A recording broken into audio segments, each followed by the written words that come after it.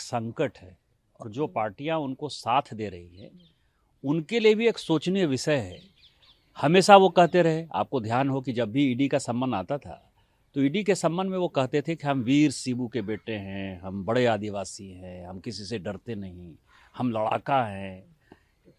आज जब उनको पूछताछ के लिए बुलाया जा रहा है तो इसका मतलब कोई ना कोई गलती की होगी ना आपने, जो आपको डर है कि ये पूछताछ नहीं है। जैसे कल ही लालू प्रसाद जी, आपको ध्यान हो कि उन्होंने साहस दिखाया, वो 10 घंटे तक जो है ईडी के सामने थे। एक 75 साल के आदमी जो है ईडी के सामने थे। आप अपने आप को जवान करते हो, आप अपने आप को मजबूत करते हो।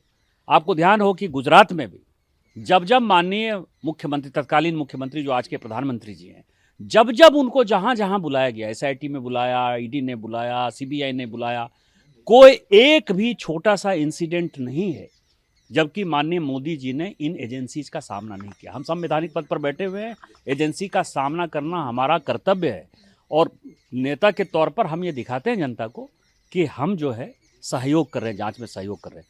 पिछले 48 घंटे से गायब हो जाना, जो BMW दिखाई दे रही है, जो मेरी जानकारी है विनोद सिंह, जिनके यहाँ की इनकम टैक्स का रेट पड़ा था और जिनके यहाँ की मुख्यमंत्री और मुख्यमंत्री जी के परिवार के कई एक अकाउंट जब्त हुए थे कि उन्होंने पैसे का लेन देन किया, हेर फेर किया, अरबों रुपये का लेन देन किया। वही विनोद सिंह के नाम से शायद वो गाड़ी रजिस्टर्ड है।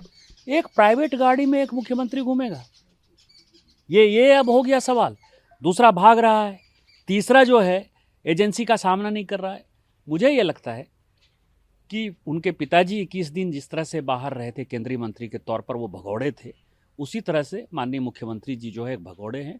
और झारखंड का एक वोटर होने के नाते, झारखंड का सांसद होने के नाते, झारखंड का एक नागरिक होने के नाते कम से कम मेरा तो सर जो है वो शर्म से झुका जा रहा है कि जो भी मान सम्मान इज्जत झारखंड की थी, क्योंकि झारखंड का जो मुख्यमंत्री है वो हमारा फेस है, वो यदि इस तरह से भगौड़ा होगा तो हम जनता कैसे अपने आप को सुरक्षित कर पाएंगे, एक बड़ा सवाल है हमारे। लेकिन सर वो जिस तरीके से सवाल उठा रहे हैं, पत्र लिखकर बाकायदा कह रहे हैं कि टेंटेटिव मैं हूँ, बजट सेशन होने वाला है, जानबूझकर इस तरीके से पॉलिटिकल मोटिवेटेड पूरा ये है, इस तरीके के सवाल उठाए जा रहे हैं, ये बिल्कुल भी उचित नहीं है, कानून का दुरुपयोग किया जा रहा है। बहुत सारे सवाल पत्र के माध्यम से जो उठाए गए हैं उस पर क्या कहेंगे आप?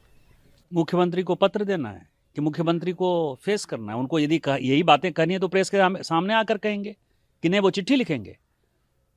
इसका मतलब ये कि चोर के दाढ़ी में तिनका है ना। आप कहीं ना कहीं अपने आप को दोषी मानते हो, गिल्टी मानते हो।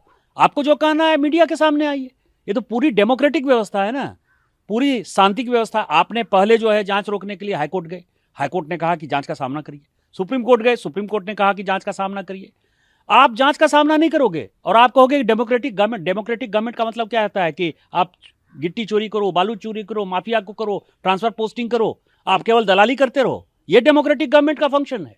माननीय गवर्नर साहब से मेरा रिक्वेस्ट होगा कि उनको आर्टिकल 355 में जो है संविधान की जो धारा 355 है उसमें रिपोर्ट भेजनी चाहिए। और ये सही समय है क्योंकि उनके भाई भी मुझसे बात कर चुके हैं, कल उनकी भाभी भी मेरे से बात कर रही हैं। वो सभी दुखी हैं कि ये पार्टी जो है शिबू सोरेन जी ने बनाई है, ये पार्टी दुर्गा सोरेन जी ने बनाई है।